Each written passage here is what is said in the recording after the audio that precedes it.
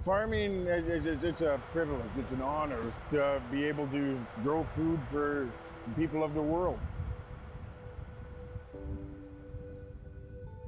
Farming was in me. Mom has always said that. I was always out with Dad, fixing and working on equipment and doing what typical young kids do. This quarter section of land here, we got potatoes on. It has a history with our family. When Dad started farming in 1963, he rented, or 1961 actually, this is a quarter section he rented that Kazinga Farms was started from. Dad was born in 1934, Mom was born in 1940 in Holland, and after World War II, Europe was in such tatters. The towns that they lived in, they were liberated by Canadian soldiers, the Canadian Army. Dad was a little boy when that, wow, the little boy, he was mid-teens when that happened, and that stuck in his mind. And when he always told me the stories that when the soldiers came in, he wanted to move to Canada and immigrate. That's what he did.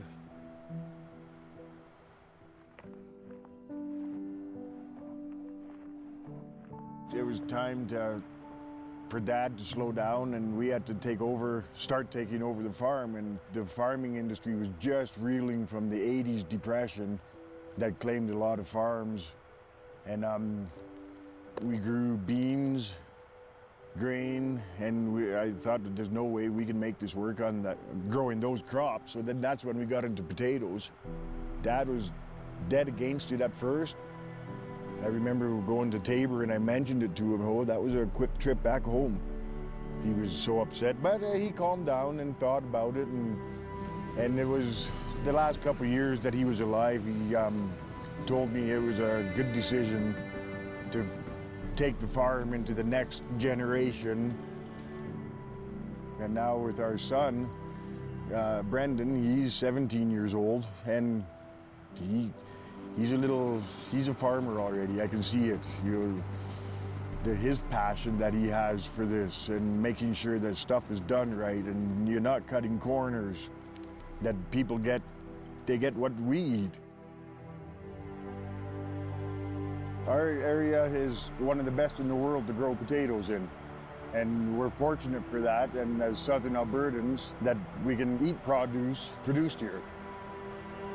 People want to be connected to the land nowadays.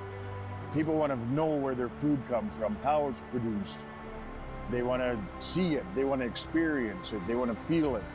But equally as important is the story behind the product. And here we have it today.